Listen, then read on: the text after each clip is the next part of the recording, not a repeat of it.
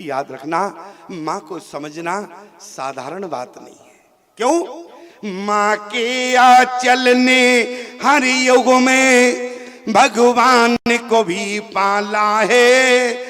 माँ के चरणों में जन्नत है, हर गिरजा और शिवालय। माँ हिमगिर जैसी ऊंचाई है, सागर जैसी गहराई। संसार में माँ की ममता की गहराई को नापने वाला आज तक कोई ऐसा मीटर नहीं बना प्यारे, जो माँ की ममता को समझ जाए प्यारे। माँ की ममता तो एक माँ ही समझ सकती है। जरा विचार करना, मैं आपसे निवेदन करूं प्यारे, जिस दिन आज जन्मदिन होता है किसी नौजवान का, ईमानदारी से बताना, जिस दिन किसी का जन्मदिन होता है उस दिन आप प्रसाद नारियल लेकर कहाँ जाते हैं? किसी मंदिर में जाते हो कि नहीं जाते? लेकिन याद रखना प्यारे, मैं कहता हूं प्यारे, जिस दिन तुम्हारा जन्मदिन हो उस दिन तुम्हें शिवालय में जाने की जरूरत नहीं है। अरे उस दिन तुम्हें भवानी के यहाँ नहीं, बल्कि जिस जननी ने तुम्हें जन्म दिया है उसके चरण धोकर पान कर लेना प्यारे, तुम्हारा जीवन धन्य हो जाएगा। मैं केवल एक बात कहना चाहता हूं प्यारे, माँ क्या होती है आपने कई बार सुना होगा प्यारे। कहानी हो सकता है कि झूठी हो, लेकिन कहानी नहीं प्यारे, कहानी के उद्देश्य को देखना चाहिए। एक दिन के जब हम तलाक की बात करें, एक बेटी का विवाह हुआ प्यारे, और विवाह के उपरांत जब बेटी की विदा हुई तो बेटी ससुराल में गई। और बेटी की जैसी दिन को विदा हुई कि मानो रात्रि को बेटी ने तुरंत अपने पिता को फोन घुमा दिया। बेटी ने कहा कि अपने पिता से कहने लगी, मैं इस व्यक्ति के साथ 1 घंटे नहीं रह सकती। पिता ने समझाया कि बेटी आज ही तुम्हारा विवाह हुआ है और तुम आज उस व्यक्ति के साथ रहने से इनकार कर रही हो। उस बेटी ने कहा कि मैं कुछ नहीं जानती, मैं इसके साथ अपना जीवन यापन नहीं कर सकती। माता पिता ने प्यारे फोन पर बहुत समझाया, बेटी ने एक ना मानी। माता पिता उसी रात उसके घर पहुंचे, समझाया। वहां जाकर जब बेटी न समझी प्यारे, तो वहां से बेटी को लेकर अपने घर आए।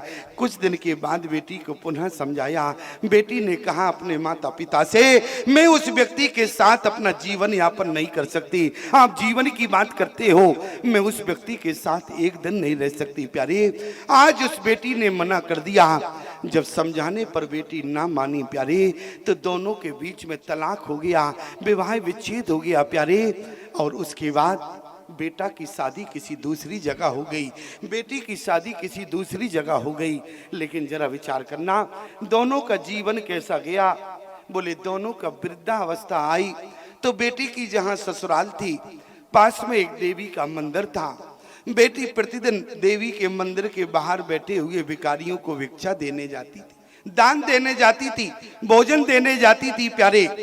एक दिन बेटी ने क्या देखा, उसी भवानी के मंदिर की सीढ़ियों पर वो व्यक्ति बैठा है जिससे उसका पहले विवाह हुआ था। बेटी ने कहा कि बाबा जी, भिक्षा देते हुए बेटी ने कहा कि बाबा जी क्या आप मुझे पहचाने?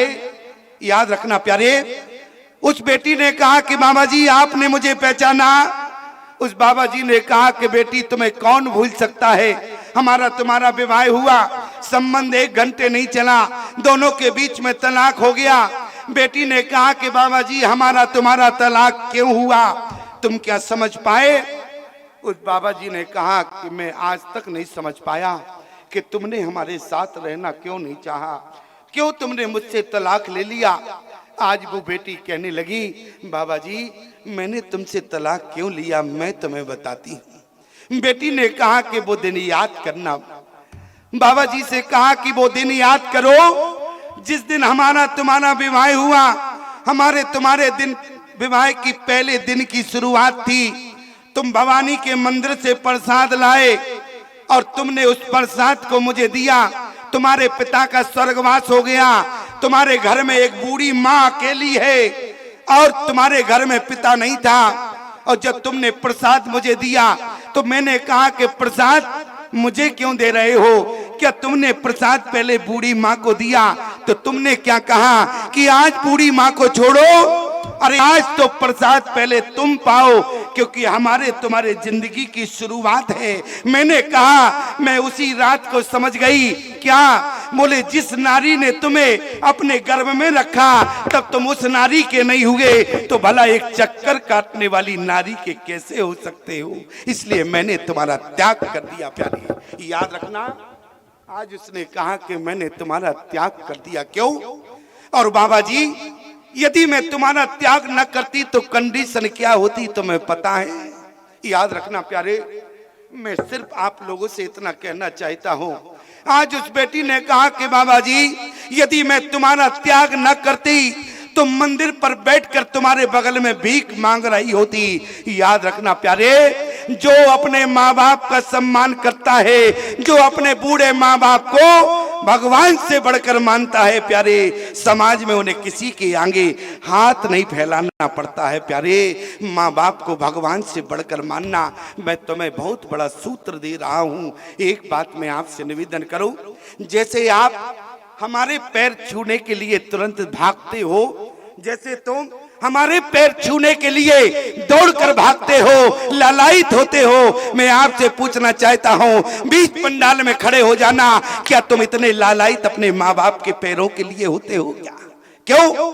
अरे दूसरों के पैर पड़ते पड़ते तुमने दूसरों के जूते चाटे, लेकिन याद रखना प्यारे, इसके बाद भी तुम्हारा जीवन समस्याओं से घिरा है। कारण क्या है? तुमने दूसरों के पैरों के जूते चाटे, लेकिन अपने माँ बाप के पैर आज तक नहीं छुए प्यारे। और याद रखना, जो प्राणी अपने माँ बाप को भगवान से बढ़कर मांगता है, मैं तुम्हें गारंटी देता हूं प्यारे, तुम्हें समाज में किसी के सामने हाथ नहीं फैलाने पड़ेंगे, बल्कि तुम समाज में देने वाले बनोगे प्यारे। हमारी बात थोड़ी कड़वी लग रही होगी प्यारे, अरे कड़वी लगे तो खूब लगे। क्यों?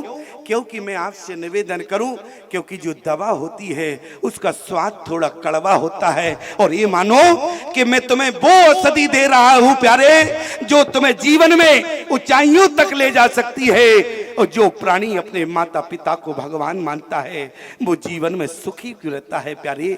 जरा विचार करो, आज तुम किस भगवान को मानते हो? अरे जिस भगवान में प्राण डालने वाला एक इंसान होता है। आज किसी मंदिर में यदि मूर्ति की प्राण प्रतिष्ठा होती है तो उसमें प्राण डालने वाला कौन होता है? बोले एक वैदिक विद्वान होता है। एक इंसान ने जिसमें प्राण डाला, उस पत्थर की मूर्ति पर तुम्हें विश्वास हो गया, लेकिन जरा विचार करना, बोले जिस भगवान में प्राण डालने वाला स्वयं परमात्मा है, आज तुमने उस भगवान को नहीं माना प्यारे। इसलिए हम और आप जीवन में भटक रहे हैं। यदि जीवन में सुख चाहते हो प्यारे, तो माता पिता तो भगवान से बढ़कर मानना प्यारे। लोग कहते हैं, लेकिन हम समाज में देखते हैं प्यारे, क्या आज बेटा अपने बूढ़े माँ बाप का सम्मान करना नहीं जानता। आज का बेटा नौजवान है, और जब किसी बेटे से कहा गया कि बेटा तुम अपने बूढ़े माँ बाप को गाली क्यों देते हो, तो आज का बेटा कहता है कि स्वामी जी क्या करें, ये तो हमारी जवानी है। याद रखना प्यारे, जवानी का नाम अपने माँ बाप को गाली देना नहीं होता। जवानी का नाम अपने बूढ़े माता पिता का अपमान करना नहीं होता। जवानी का नाम अपने गांव वालों का अपमान करना नहीं होता। जवानी का नाम यदि अपने माँ बाप को गाली देना होता प्यारे, तो नौजवानों हमारी बात को कान खोलकर सुनना। परमात्मा तुम्हें बचपन से बुढ़ापा दे देता, लेकिन जवानी जीवन में नहीं देता प्यारे।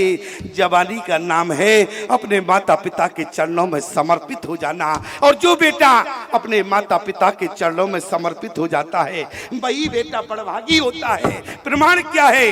बोले सुन जननी सोई सोत बड़ भागी, और जो पितु मात बचन अनुरागी। जो अपने माता पिता की आज्ञा का पालन करता है प्यारे, जीवन में उसे ही सुख मिलता है। याद रखना।